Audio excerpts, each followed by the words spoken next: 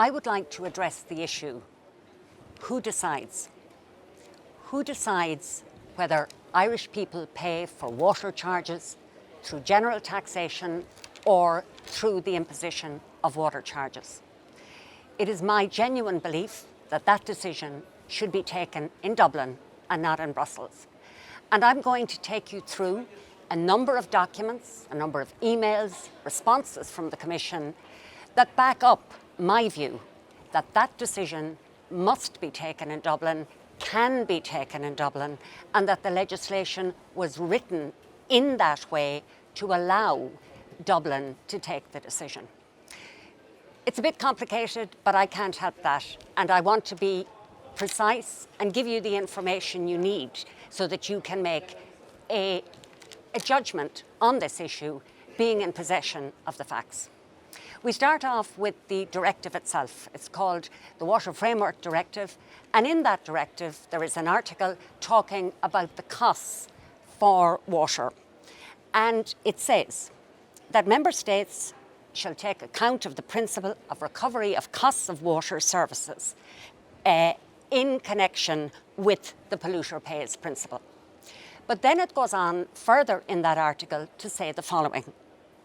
Member states shall not be in breach of the directive if they decide, in accordance with established practices, not to apply the provisions of paragraph 1, that is, charging for water, for a given use activity. So to paraphrase that, the legislation was written with flexibility. In other words, that if we had an established practice where we paid for water, whether it was through general taxation or whatever, we could continue to do that for any given water use activity. In fact, that derogation as such is often called the Irish derogation because it was written for Ireland at the time. Subsequently, we know that in the first River Basin Management Plan, the Irish authorities included in that, it was a Fianna Fáil Green government, and they included in that their intention to start charging for water through water charges. So the question then becomes, what is established practice? Does the Irish government still have the authority to go back to the Commission and say, we are relying on the flexibility within the directive? So in order to get the answer to that question, a number of questions were put down to the European Commission, and the first one I'm going to refer to was put down by none other than Alan Kelly when he was an MEP.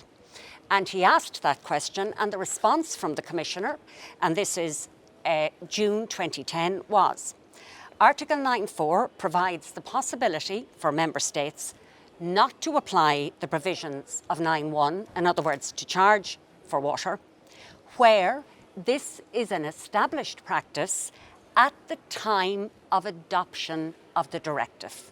That's an exact quote. So when did Ireland adopt the directive? Ireland adopted this directive in 2003. So what was established practice at the time? Established practice was that we paid for water through general taxation. But I'm not just going to rely on that response from the Environment Commissioner. I'm also going to look at another document which is on a Commission website, which refers to a court case that the Commission took against Germany for not charging for certain water services. And I will come back to that court case in a minute. But on this website, they analyse the consequences of this judgment. And if you go to this website, you will see that the European Commission logo and name is at the top of it. And what it says is this. The Commission will continue to ask Member States on what basis they have excluded certain activities from cost recovery. Such discussions would focus on whether Member States have provided a sufficient justification under Article 9.4, remember 9.4, the flexibility bit. And it gives 2 points, and the first one is the existence of an established practice at the time of entry into force of the Water Framework Directive in 2003. That's written here in front of me. That's on a second Commission website. Okay, so that's established practice. However, in the meantime, I and other MEPs have put down questions to the Commission as to when established practice is established, if you like. My most recent response from the Commission states that because Ireland, in its first River Basin Management Plan in 2010, said it was going to start applying water charges, that became established practice.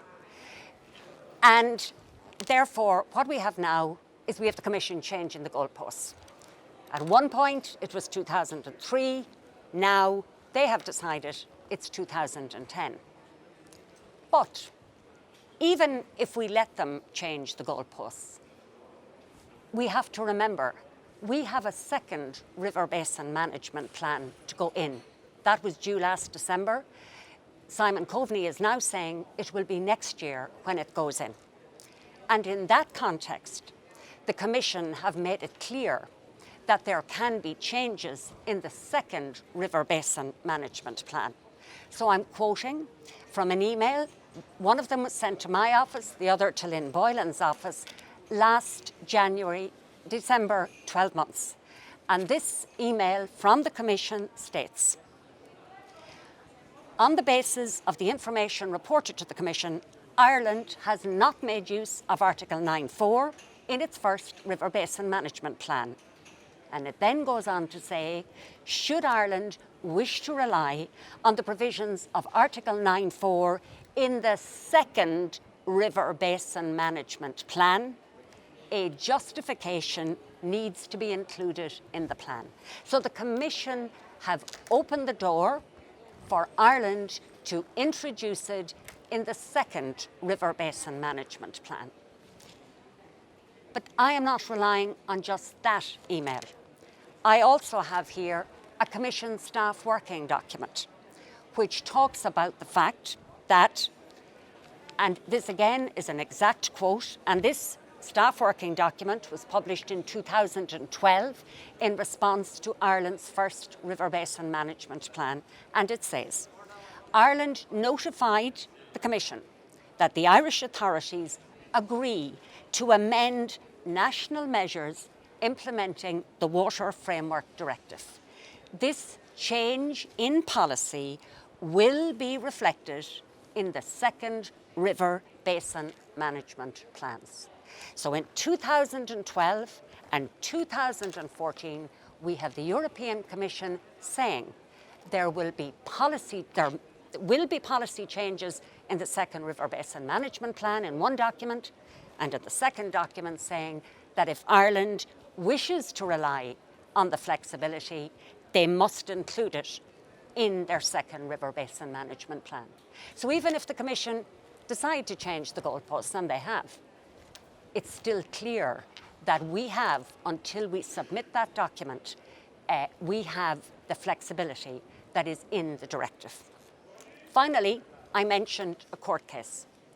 And in 2014, the European Commission lost a case in the Court of Justice where they took Germany to court for not including certain things such as personal consumption of water in the idea of water services and not charging for them. And I read here from the European Court of Justice the findings of the court. There's about 20 paragraphs, but I'm just choosing 3 to indicate to you what the court is saying.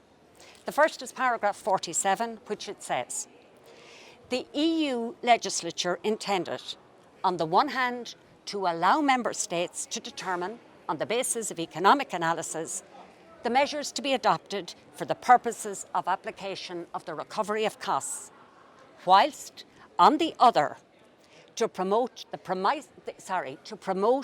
pricing of those costs without extending it to all services associated with water use. The Commissioner is saying member states have the flexibility.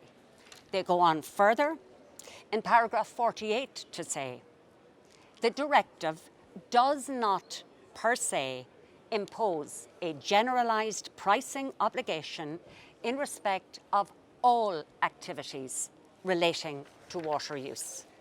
And finally, in paragraph 57, it says, the directive provides that member states may, subject to certain conditions, opt not to proceed with the recovery of costs for a given water use activity. It's as clear as crystal. So now, where do we find ourselves?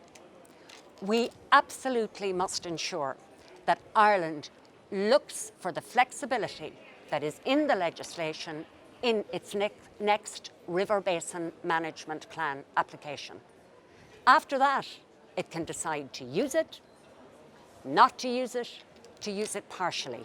My only interest in all of this is that the decision is made in Dublin and not in Brussels. So my word to the new commission that's set up and to the minister is use it or you will lose it. Because if we don't apply for the flexibility in our second River Basin Management Plan, then the Commission will be on solid ground saying you have no flexibility and you must charge for water. Two final points, and this is a crucial one, because I wrote to Minister Alan Kelly 3 times last December, 12 months, because I was very concerned about the cost that might be imposed on water users in Ireland. And I go back to this document, the Commission staff working document, and I read you a sentence which will probably make the hair stand on the back of your neck because it did with mine. It says, detailed guidance on the calculation of cost recovery was provided to all local authorities. It says the policy applies to each local authority and there are no exceptions. The guidance also explicitly required that any environmental costs, the costs of any borrowing or loans, should be included in the user charges. So that means if we don't apply the flexibility, all of that cost will be included in the user charges. Do you remember when Phil Hogan initially spoke about the possibility of €800 for water charges? Phil Hogan knew what he was talking about. That wasn't a slip of the tongue. We hear now it's very different. This is what the Commission is saying. That's why I wrote to Alan Kelly and said to him, if you don't apply for the flexibility in the second application, Irish citizens are going to have to bear the entire cost of all of the borrowings for infrastructure, all of the interest on those borrowings, etc. My final point.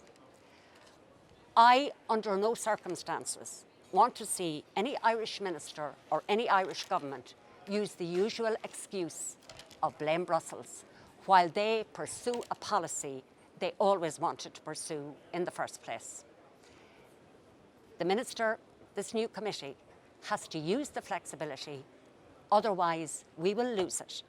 And the costs that I mentioned and that Phil Hogan spoke about some years ago will be on the shoulders of Irish citizens. We have an opportunity now to make sure that that decision is taken in Dublin and not in Brussels.